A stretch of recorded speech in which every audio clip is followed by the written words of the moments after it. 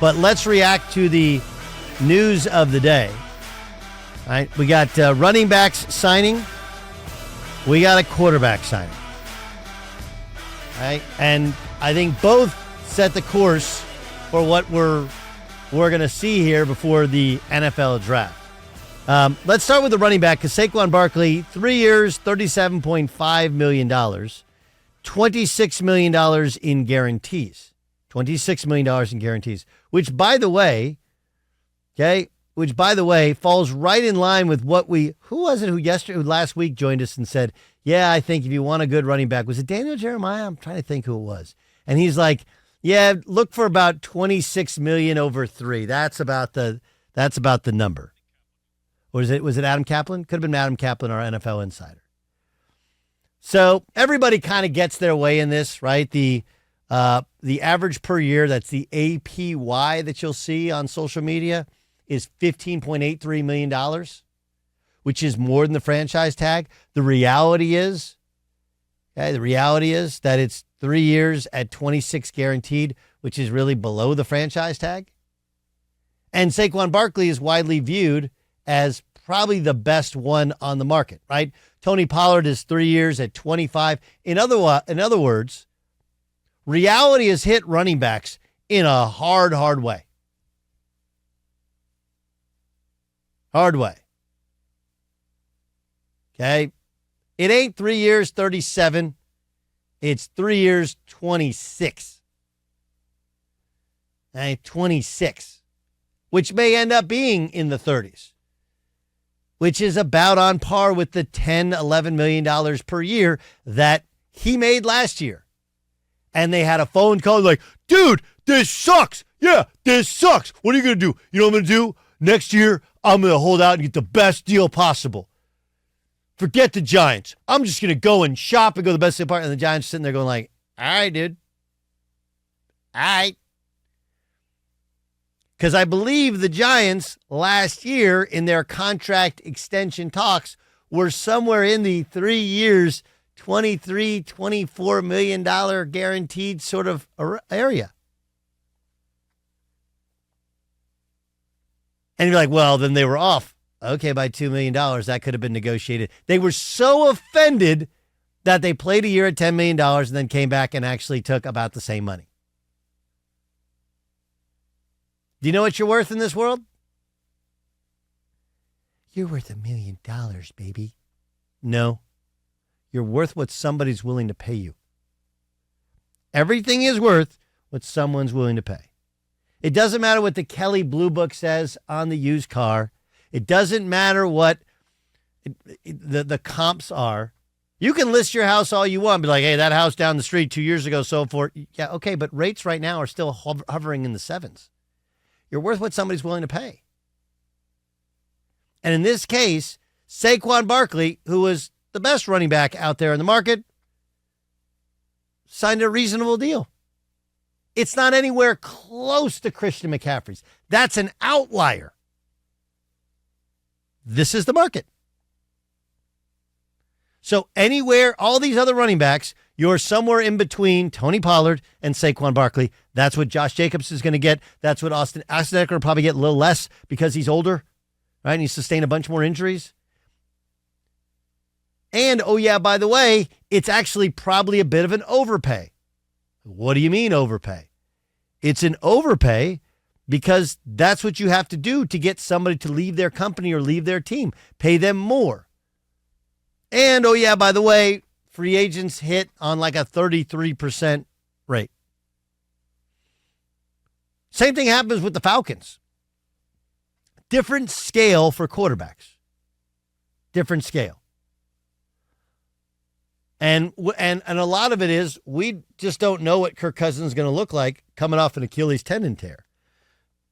Right? He had the same procedure as Aaron Rodgers. He looks good. He's on end. He's not really a runner, so it shouldn't affect him all that much, but we have no idea.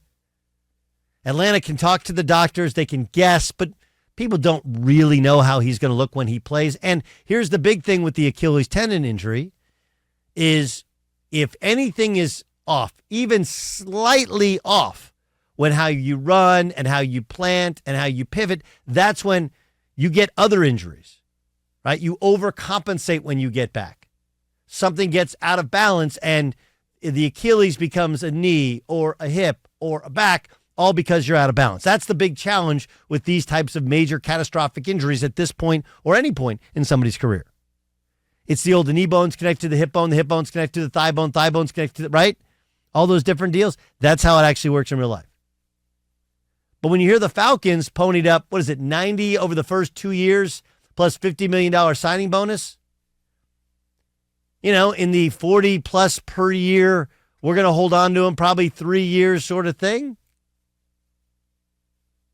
What did you do? Okay. It's a slight overpay and you had to guess that he's going to be healthy, but you bet on the fact that Kirk Cousins is solid and consistent and you can put him down for 4,000 to 5,000 yards passing. And what they lacked last year, as Raheem Morris said, is consistent quarterback play. Kirk Cousins is not a superstar quarterback, but you know what he is? He's a consistent quarterback. You know about what you're going to get. And that's the market for quarterbacks. Is his market slightly lower because of his age? Sure. Is his market slightly lower because he comes off injury? Sure. But it's also balanced out with the fact that he was on pace to throw for maybe 6,000 yards last year. And he's been a picture of consistency, not just as a player, but as a human being. And that's what you pay for. And that's the thing for me with, it's Dak. I mean, look, Baker's deal is $40 million first year. It's 60 really over 2 if they want to keep him for 2 years. So when you hear this guy's going to reset the quarterback market, this guy's going to reset the running back market, yeah, okay, they reset it. That's what the market is. Saquon Barkley did reset the running back market. It's lower than people would have thought. Kirk Cousins did reset the quarterback market. It's about in line with what you would have thought. And now the challenge to the Vikings is do you go out and get one of these veteran guys? Do you draft somebody? Do you trade for somebody?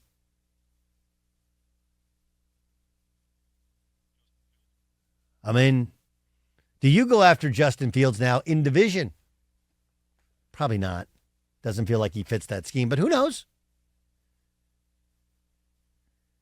So, and then Russell Wilson signs with the Steelers. Do we have any details, Dan Byer, on the money with Russell Wilson? No, I think it's a minimum deal. Yeah. Yeah. And the only thing that happened, by the way, with the Russell Wilson thing is, again, this is by my estimation. Okay, when you announce you're signing Russell Wilson as a quarterback, do you know what else you're announcing? Even though it's a minimum deal. I don't care how they try and pitch it to us. Kenny Pickett is no longer the starting quarterback of the Denver Broncos. And I don't think that I'm not convinced that Russell Wilson's the answer, but in no way would Russell Wilson sign there unless he's told he was the starter. Hey, I'll take a minimum deal, but I'm going to be the starter. And does he have leverage? I don't know. But I guarantee if he wasn't told he was the starter, he wouldn't have signed this early. Right? Because right now, teams have the ability to go like, look, if we don't get what we want, we can draft what we want or potentially trade during the draft for what we want.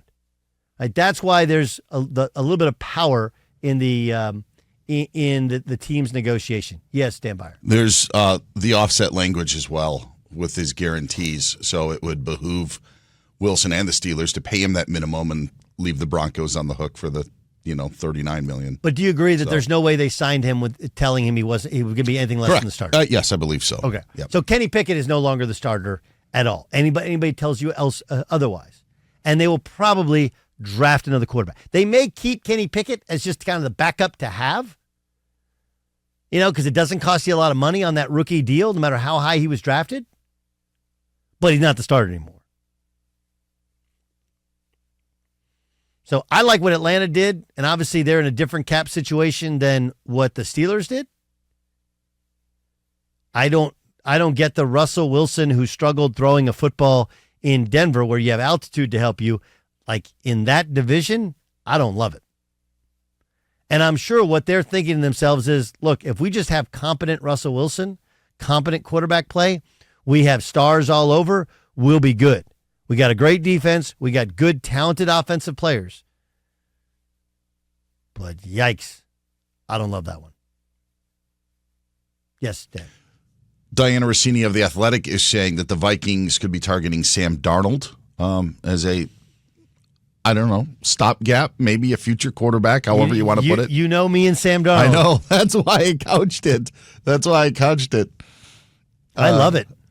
I would love to see him with a competent offensive staff and players. I don't think he had that either in Carolina or the Jets, and now he's had a year to really know the system. Remember, here's why it makes sense. Okay? Here's why it makes sense. And you're like, you could sit here and tell me, and you're probably right. If you told me, hey, Doug, you're just in the bag for Sam Darnold, you're the last stockholder of Sam Darnold's stock.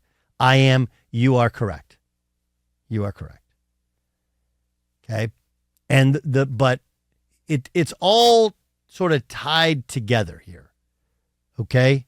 So the head coach is Kevin O'Connell. Kevin O'Connell had just 1 year in San Francisco, but back in 2016. That was, I believe, before the Shanahan era. But he was with the Washington Redskins. He's a former quarterback in his own right. He's with the Washington Redskins, and then eventually it was the Washington football team and said, now the Commanders. And when he was there, he was with Kyle Shanahan. Like, they're all kind of same tree. Then he was with the Rams as their offensive coordinator. Right? Again, same kind of coaching tree. Darnold just spent a year in that system. Their general manager, Quasi, how do you pronounce his last name? Adolfo Mensa, came from San Francisco. Okay? And though he wasn't there with Sam Darnold, the way it works is when you're looking on the market, you got to know, hey, who knows our system, who can function, and then you call your guys in San Francisco, you're like, tell me about Sam. And if Sam ends up with the Vikings, that means everybody in San Francisco is sitting there going like, he's a stud, he's awesome, he's a pro's pro, he knows our system, he'll be good for you. That's how it works. That's how it works. So that would make a lot of sense.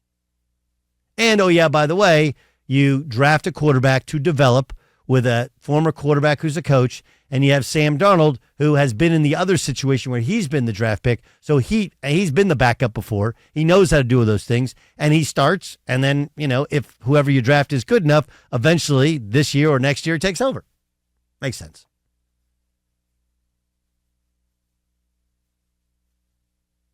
Anyway, I love it. So much fun.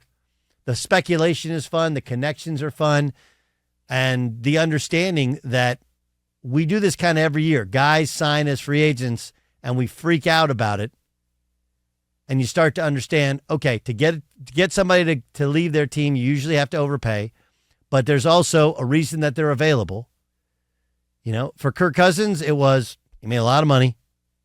And at some point, there's just not enough money to pay everybody. He's coming off of an injury.